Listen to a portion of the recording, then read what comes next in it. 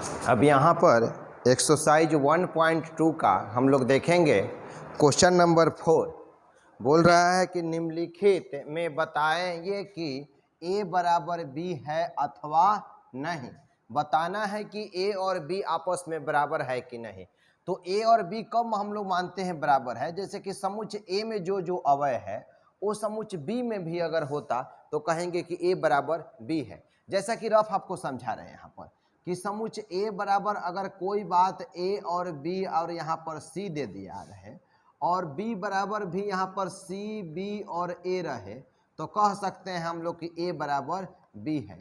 इसलिए a बराबर b है कि यहाँ पर a समुच्च a में a b c है और समुच्च b में भी a b c है। इधर उधर रहने से कोई अंतर नहीं पड़ेगा, इसका टोटल एलिमेंट इसमें होना चाहिए। जैसे a बराबर हम मानते हैं इस तरह से कि 2 4 6 है, आप b में दिया गया है कि 4 है 6 है और 2 है, तो हम कह सकते हैं कि a बराबर b है। इसलिए कि समुच्च a में देख रहे हैं 2 4 6 है और समुच्च b में भी 2 4 6 ही है, तो बोलेंगे कि a और b आपस में बराबर है। तो आप समझ गए होंगे कि a और b कब बराबर कहेंगे कि जो अवयव समुच्च a में रहेगा वही समुच्च b में आएगा, तो हम लोग कहेंगे कि a बराबर b है। तो यहाँ पर देखने से आप लोग को लग रहा है कि समुच्च a बराबर दिया है a b c d है और समुच्च b में एक दिया है a b c d, तो दोनों आपस में बराबर है। जितना समुच्च a में जो जो अवयव है वही समुच्च b में भी अवयव है, तो हम कह सकते हैं कि a बराबर b है। पहला जो है वो a बराबर b है। अब यहाँ दूसरा नंबर जो दिया गया है वो समुच्च a में कह रहा है कि 4 8 12 और 16 है और समुच्च b में देखिए 4 8 12 नहीं है, इसमें 12 है और इसमें 12 नहीं है, तो इसलिए कह सकते हैं कि समुच्च a जो है वो बराबर नहीं है समुच्च b का। दूसरा का आंसर हो गया ये वाला। अब हम लोग देखेंगे यहाँ पर समझ में आ गया कि इसका प्रत्येक अवयव इसमें है, तो इसीलिए कहे हैं कि a बराबर। इसके में 12 है लेकिन इसमें 12 नहीं है, तो a बराबर नहीं है b का। तो समुच्च a बराबर 2 4 6 8 10 दिया है और समुच्च b कह रहा है, तो b का यहाँ पर निकाल लीजिए। पहले b का मान निकाल सकते हैं कि x सच दैट x समधन पूर्णांक है और x का जो मान है वो 10 से कम न तो 10 के बराबर होना चाहिए और समधन पूर्णांक होना चाहिए, यानी सम होना चाहिए। तो बोलेंगे 2 4 6 8 और 10 हो गया। 10 से कम होना चाहिए सम संख्या और उसके बराबर होना चाहिए, तो 2 4 6 8 10 होगा। अब समुच्च b निकल गया और समुच्च a यहाँ दिया हुआ है, तो इसमें 2 4 6 8 10 है, इसमें भी 2 4 6 8 और 10 है। तो यहाँ बोल सकते हैं कि a और b आपस में जो है वो बराबर है।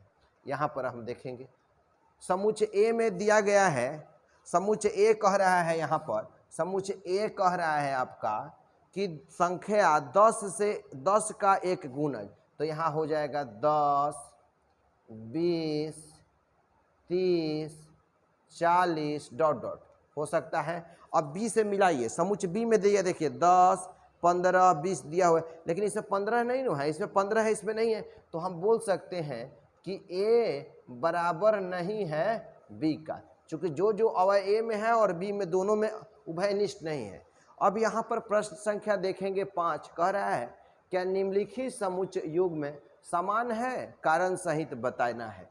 कि देखेंगे कि बराबर है कि नहीं। तो a का अवयव दिया है 2 3, b निकाल लीजिए, इसको सॉल्व कीजिएगा। समीकरण दिया है x स्क्वायर और यहाँ पर 5x प्लस 6 है, तो इसका मान निकालेंगे हम लोग। x स्क्वायर का जब हम मान निकालेंगे इजिकल टू में 0 है, तो यहाँ लिख सकते हैं x का स्क्वायर।